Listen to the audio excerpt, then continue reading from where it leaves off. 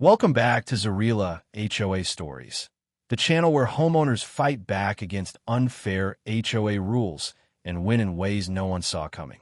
Today's story is called HOA Try to Seize My Private Dock, so I turned it into a public park.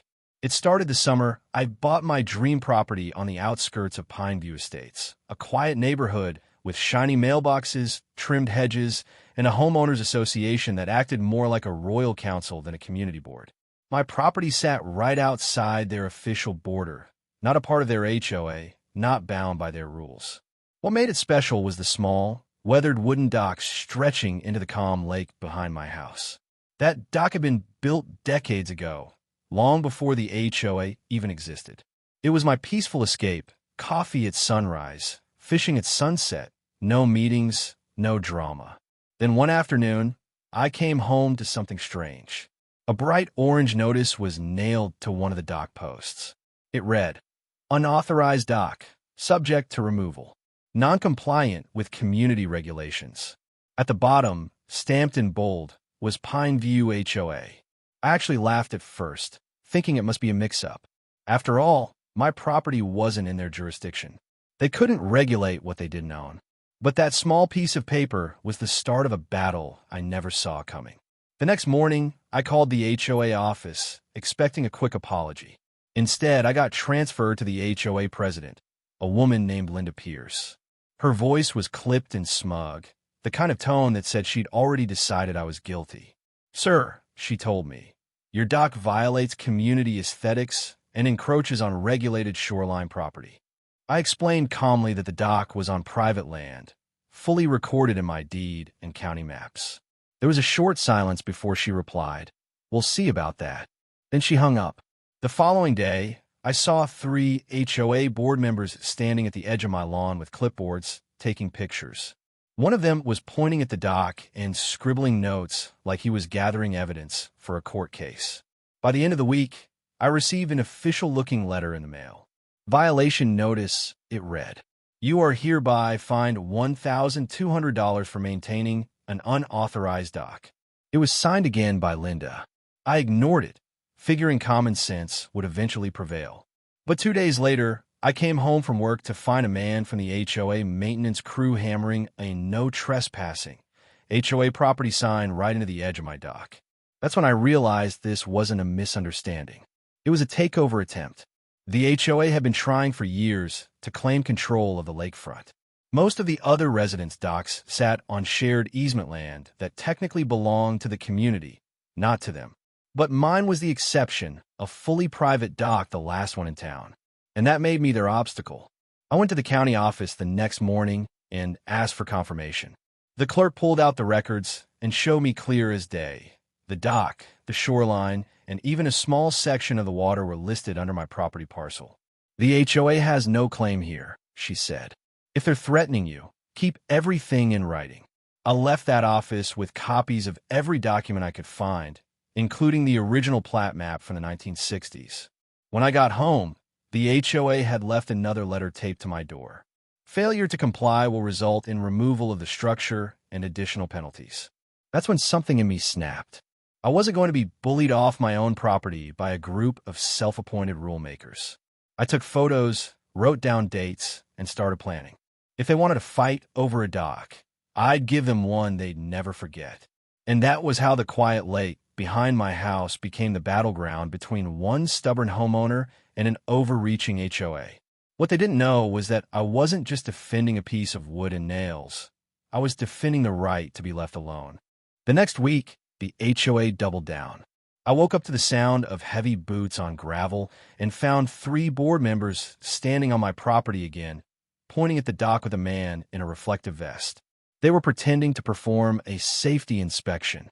One of them saw me watching from the porch and called out, "This structure's unsafe. We'll have to remove it for the community's protection." I walked down calmly, holding the county papers in my hand. "You step 1 foot on that dock," I said, "and you're trespassing." They didn't like that answer. Later that day, I got another fine notice in the mail, this time for $2,400.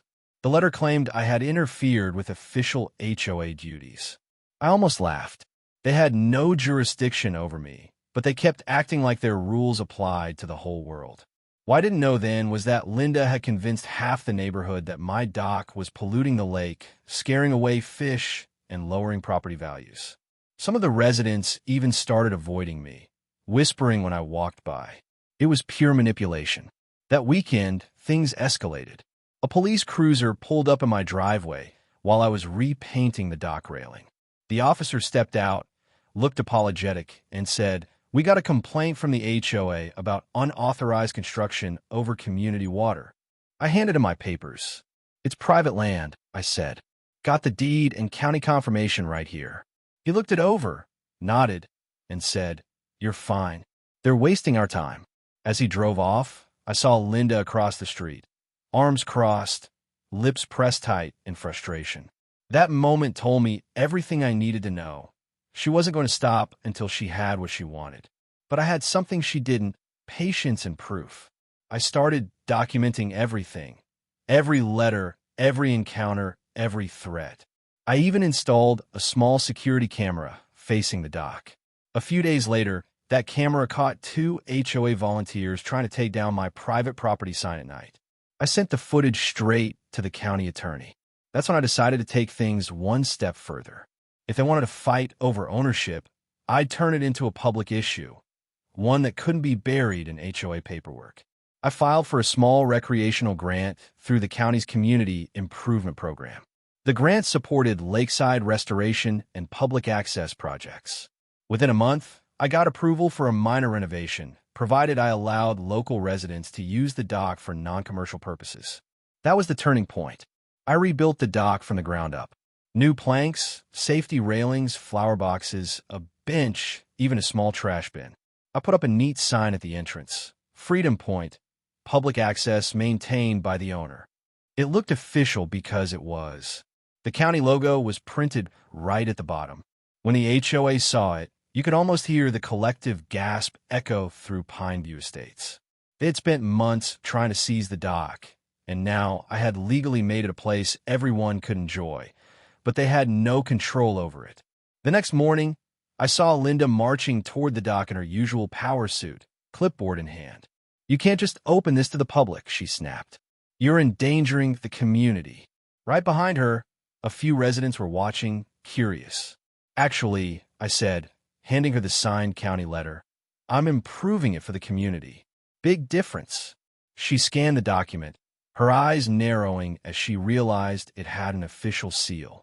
Within hours, she called another HOA board meeting. I heard from a neighbor that she tried to pressure the county to revoke my permit, but the legal office shut her down instantly.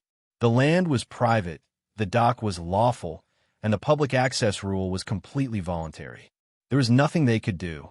That weekend, families from all over the neighborhood started showing up.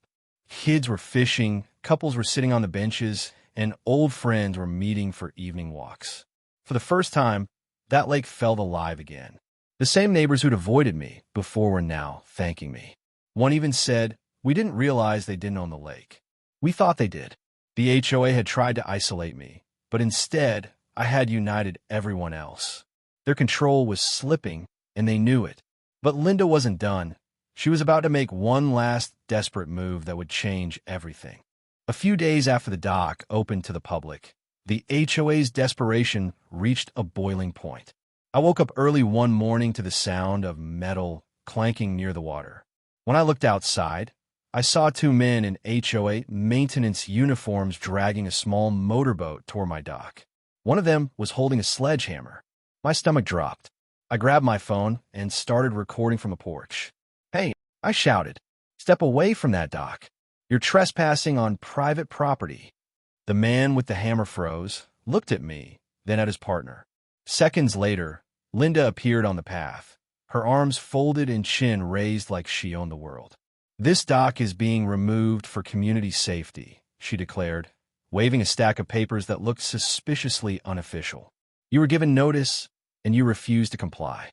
We have full authority to enforce HOA standards on the lake." I walked closer, camera still rolling. "You've been told a dozen times this land isn't yours," I said. "You touch one plank, and I'll have you charged with trespassing and property damage." She smirked, clearly thinking I was bluffing. That's when the county sheriff's truck rolled up.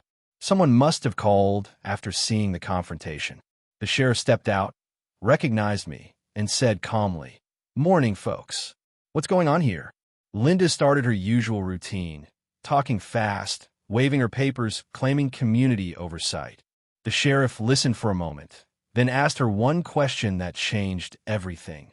"Ma'am, is this land listed under Pineview HOA's jurisdiction on county records?" She hesitated, her eyes flickering. He turned to me, and I handed him the certified deed copy and the zoning letter. He skimmed them, nodded once, and turned back to Linda.